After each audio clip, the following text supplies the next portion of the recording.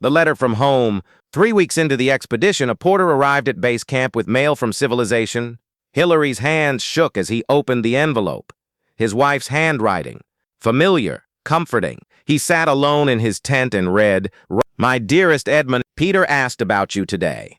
He wanted to know when his daddy is coming home. I didn't know what to tell him. He's only 3. He doesn't understand why you left, why you chose a mountain over him. I know this is your dream. I know how much it means to you. But sometimes, late at night, I wonder, what if you don't come back? What if Peter grows up without a father? What if our last conversation was our goodbye? I'm trying to be strong, to support you, but I'm scared, Edmund, so scared. Please come home. Not as a hero. Just come home." Hillary folded the letter carefully, his eyes wet. He had never felt so selfish in his life.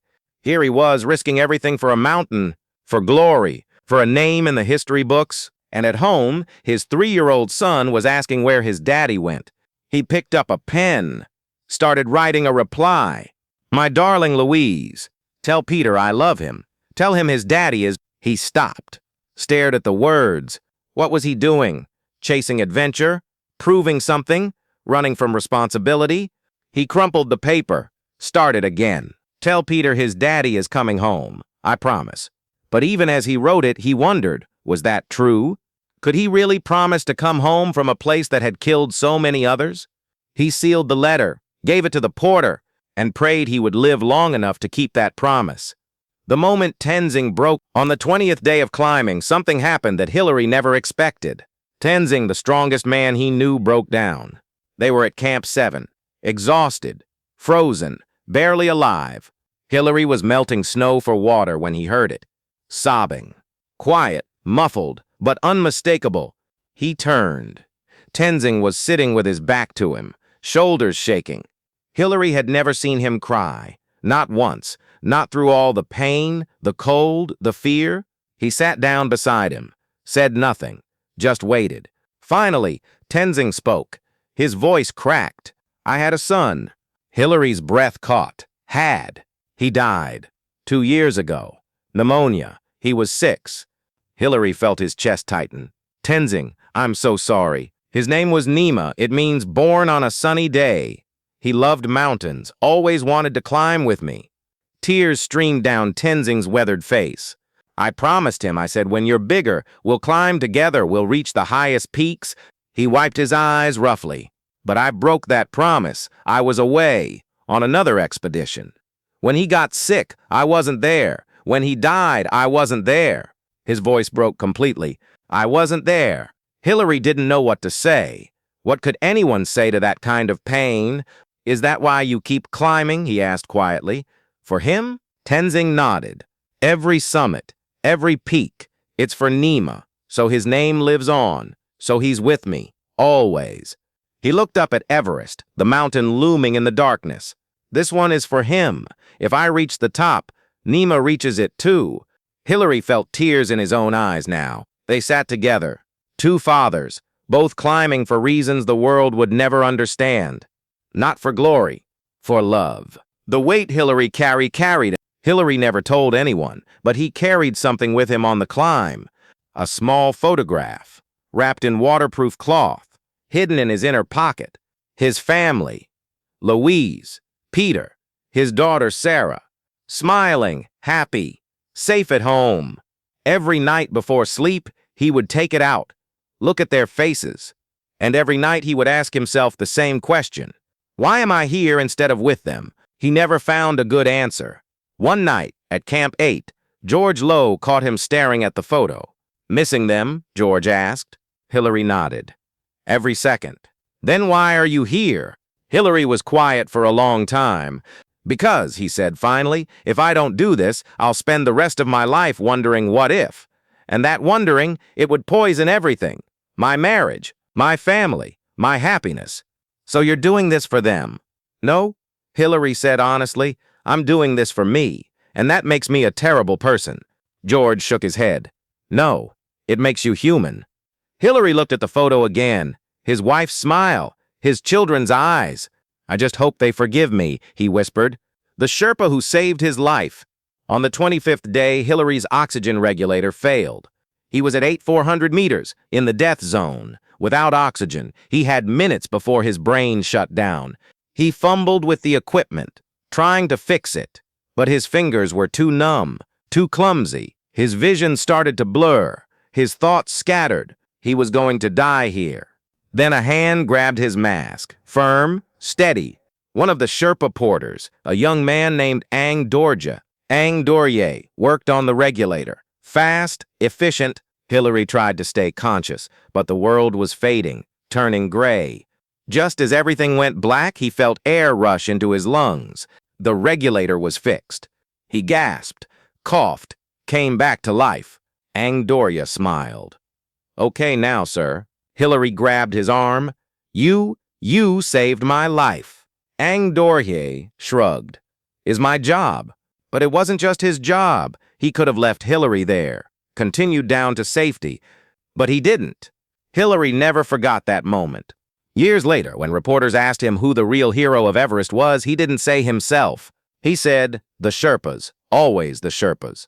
Because they climbed the same mountain, faced the same dangers, carried the same loads, but they did it without glory, without fame, without recognition. They did it because it was the right thing to do, and that, Hillary realized, was the purest form of courage. The prayer Tenzing whispered. At the summit, after the photograph, after the handshake, Tenzing did something Hillary didn't understand. He knelt in the snow, closed his eyes, and whispered words in a language Hillary didn't speak. A prayer, or a blessing, or something sacred. Hillary stood back, respectful, quiet. When Tenzing finished, there were tears on his face. "What did you say?" Hillary asked gently. Tenzing looked at him. "I thanked the mountain goddess, Chamolungma, for letting us live. You believe the mountain is alive?" "I know it is, and I know it chooses who lives and who dies." He placed his hand on the snow, as if touching something holy. "Today she chose us. But not everyone is so lucky." Hillary thought about all the climbers who had died trying to reach this point, their bodies still up here somewhere, frozen, forgotten. "Why us?" he asked. "Why did we survive when so many others didn't?" Tenzing smiled sadly. "Because we respected her, we didn't come to conquer, we came to visit. There's a difference."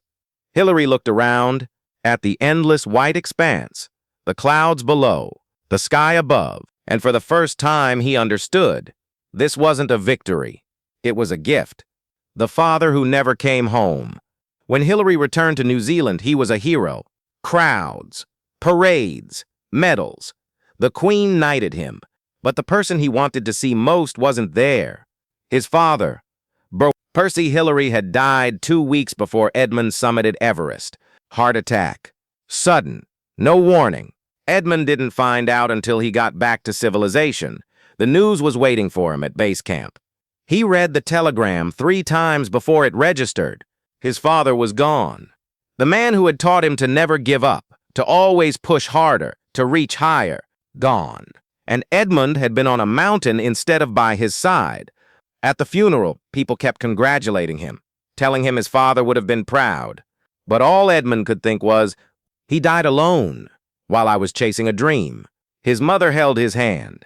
"He knew you'd succeed," she said. "He always knew." But that didn't make it hurt less. Edmund realized something terrible that day. Every choice has a cost. He had reached the highest point on earth, but he had missed saying goodbye to the man who made him believe he could. The child who didn't recognize him. When Hillary finally returned home after all the ceremonies and interviews, he walked through his front door. His wife ran to him, hugged him, cried. But his son Peter hid behind her leg. "Peter," Hillary said softly, "it's me. It's Daddy." Peter stared at him. This stranger with a sunburned face and a thick beard. "That's not my daddy," Peter whispered. Hillary's heart broke. He had been gone for 4 months. An eternity for a 3-year-old. His son had forgotten him. Hillary knelt down. Eye level. "Peter, it's me. I promise." But Peter backed away. It took 3 days before Peter would let Hillary hold him. And even then, Hillary could feel the distance, the fear. He had become a stranger to his own child. That night, alone in bed with Louise, Hillary whispered, Was it worth it? Louise was quiet for a long time. I don't know, she said finally. Ask me when Peter forgives you.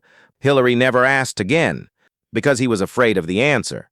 The moment that made him human. Years later, a young journalist asked Hillary, when you stood at the summit of Everest, what did you feel?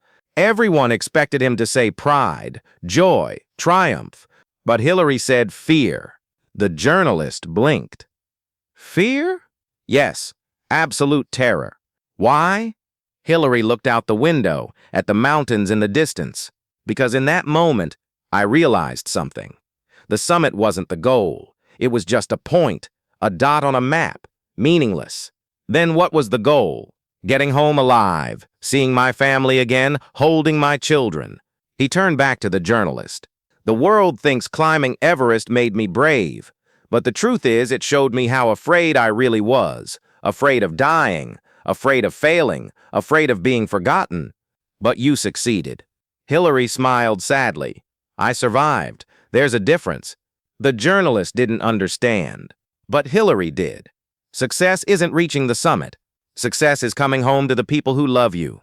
Everything else is just a story we tell ourselves. The gift he gave back. After Everest, Hillary could have done anything. Movie deals, book contracts, sponsorships. He could have been rich. But he chose differently. He returned to Nepal, to the Sherpa villages, to the people who had helped him reach the summit. And he built schools, small, simple, but solid. He funded them himself, traveled to remote villages, worked alongside the builders. Why are you doing this? Someone asked.